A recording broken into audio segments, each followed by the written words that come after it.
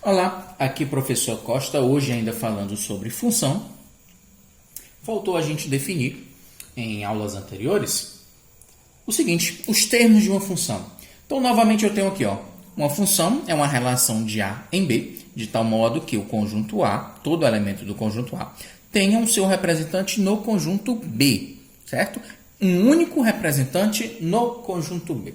Então, aqui nós temos dois conjuntos, conjunto A e conjunto B. E eu trouxe uma novidade para vocês.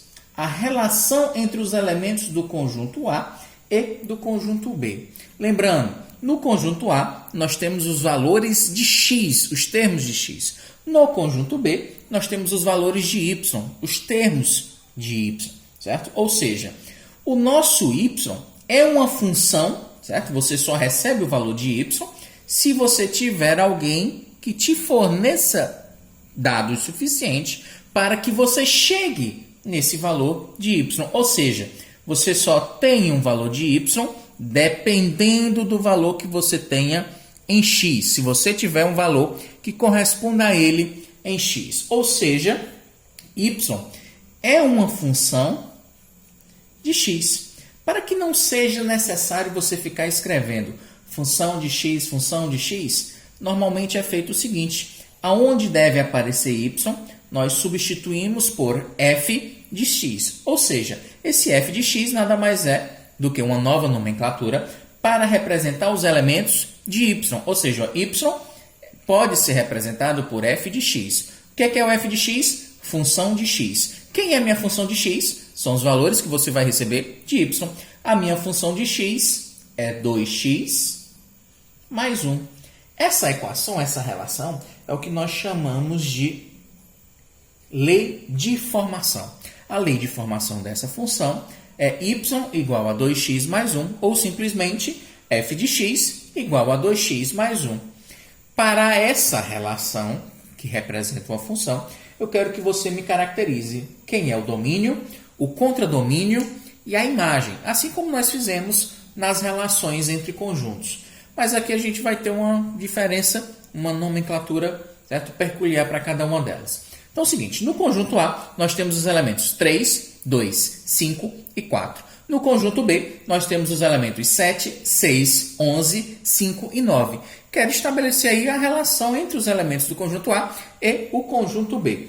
A relação, a lei de formação para essa função é essa, 2x mais 1. Foi uma relação qualquer.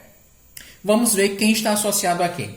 Se o meu x for 3, meu f de 3, aonde tinha x eu substituí por 3. Vai ser igual a 2 vezes 3 mais 1. 2 vezes 3 é 6. Mais 1 vai dar igual a 7. Ou seja, o elemento 3 do primeiro conjunto está associado ao elemento 7 no segundo conjunto. Você vai fazer isso para todos os termos de A para ver quem está associado a ele no conjunto B. Se no conjunto A o teu elemento x for 2, 2 vezes 2 é 4, mais 1 dá 5. Então, o meu 2 está associado ao elemento 5. E o 5 do conjunto A está associado a quem?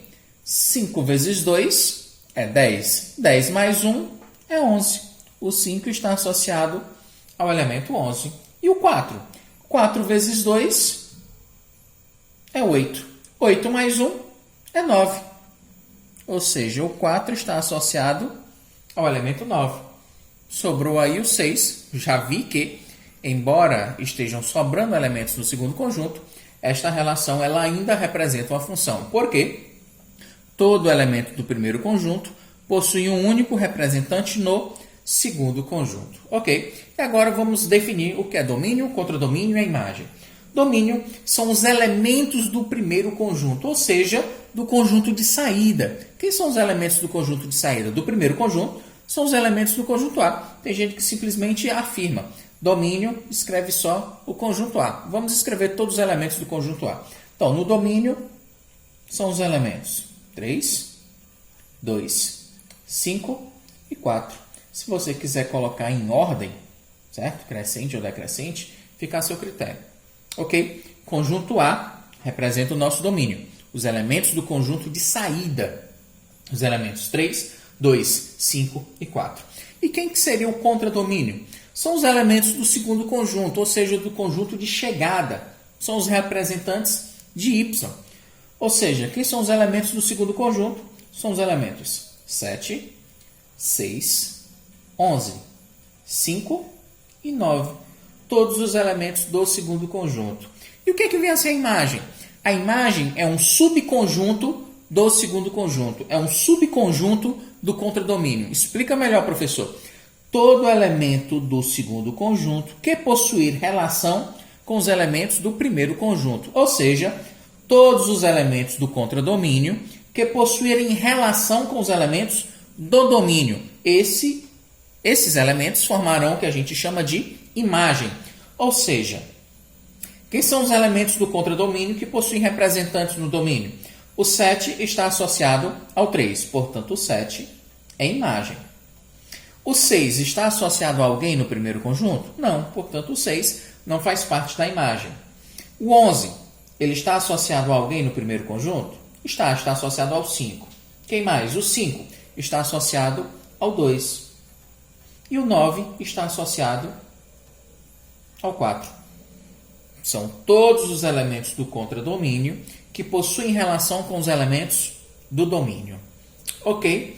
Então, definimos novamente a lei de formação, definir cada um dos termos que aparecem em uma função. Em toda função será sempre possível você me determinar o domínio, o contradomínio e a imagem. Existe uma maneira de representarmos, de descobrirmos se o gráfico que representa a tua função, ele é uma função ou não. Mas isso a gente explica em uma próxima oportunidade. Então, galera, obrigado pela atenção e até a próxima. Valeu!